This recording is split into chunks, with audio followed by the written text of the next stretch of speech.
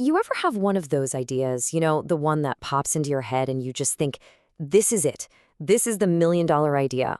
Well, today, we're going to talk about how to figure out if you're right. We're talking about feasibility analysis, basically kicking the tires of your business idea before you go all in. Trust me, it can save you from a world of headaches down the road. So you've got it, that brilliant concept that's maybe keeping you up at night. You're probably picturing it already, a massive success. But how do you really know? How can you be sure it's actually viable before you quit your day job? Okay, let's bring this down to earth for a second with a little reality check. This quote, it's from a business owner who learned a really tough lesson. He thought he had a great idea in the perfect spot, but he skipped this crucial first step, and the business, well, it just never really got off the ground. That's exactly the kind of heartbreak we're trying to avoid here. And that brings us to our superhero tool for the day, feasibility analysis. Just think of it as a quick, smart investigation. It helps you screen out the ideas that sound good on paper but are kind of doomed from the start. And listen, this is not about writing some massive 100-page business plan. Nope. This is the quick checkup you do before you even think about that. So here's our game plan. We're going to walk through 4 key tests for your idea. First, is the product itself right? Second, what about the market you're trying to get into?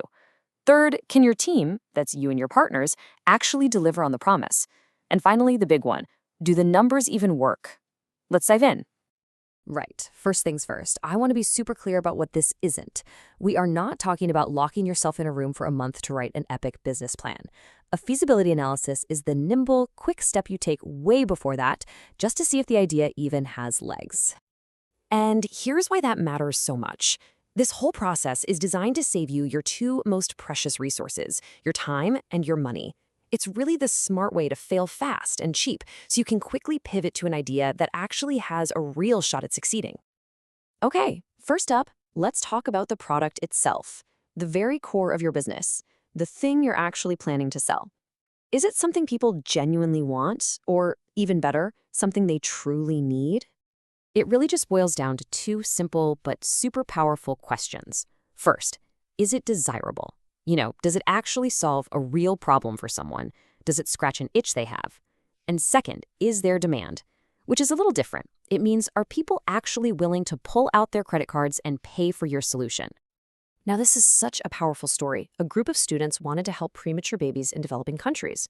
Their first thought was, okay, incubators are too expensive, let's build a cheaper one. Makes sense, right? But then they did something absolutely brilliant. They actually went to Nepal, and what they found shocked them. The hospitals had incubators. They were just empty. The real problem was that most of these babies were born in rural villages and never even made it to a hospital. So they had to solve that problem, which led them to invent a totally different product, a portable, low-cost warmer. It just goes to show, you can't just guess what people need. You have to find out. So how do you figure out if people will actually buy your thing? You got to do a little homework. Number 1, get out there and actually talk to potential customers. Seriously, show them a rough idea, a sketch, whatever, and get their gut reaction. Number 2, use the internet. Set up some Google alerts for your industry, follow the experts on social media, see what people are buzzing about. And number 3, my personal favorite, is do some gumshoe research. That's an old school way of saying, be a detective. Get out of your office, go where your customers are, and just watch them. You'll learn a ton. Okay, fantastic. You've confirmed people actually want your product. That's huge. But now we have to look at the playing field itself. Is the industry you're jumping into a place where a new business can actually survive and thrive? Now, it's really important to get the difference here.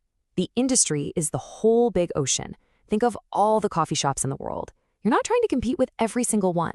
Your target market, on the other hand, is your little slice of that ocean. It's the specific group you're going after.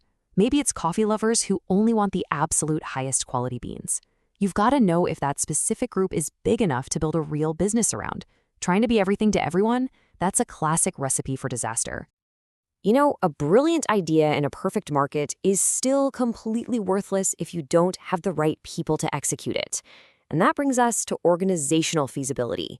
Basically, do you and your team actually have what it takes to pull this off? You're really looking at 2 main things here. First, the people.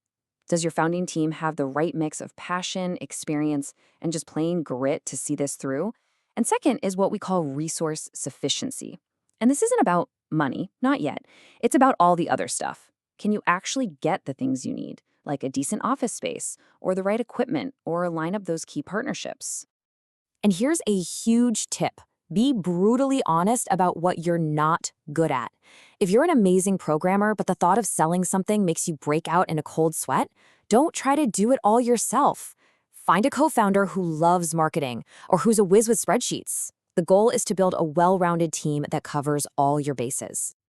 All right, we've arrived at the final boss battle. And for a lot of people, it's the scariest one, financial feasibility. Let's put it simply. Can this idea actually make money? The first question is a biggie. How much cash are you going to need just to get the doors open? And you have to be really honest with yourself here.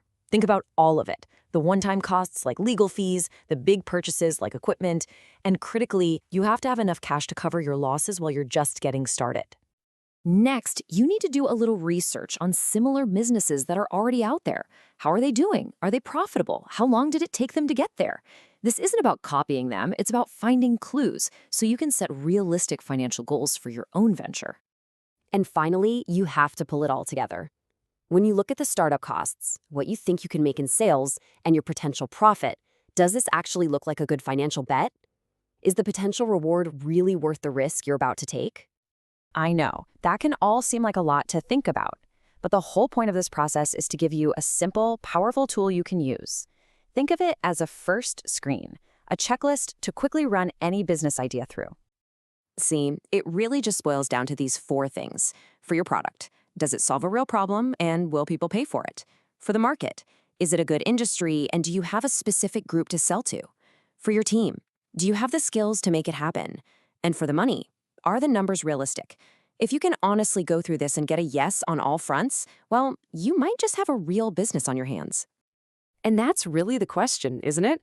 A feasibility analysis is your best first step to turn that dream that's been rattling around in your head into something real, something successful. So now it's your turn to go kick the tires on your own idea. What do you think you'll find out?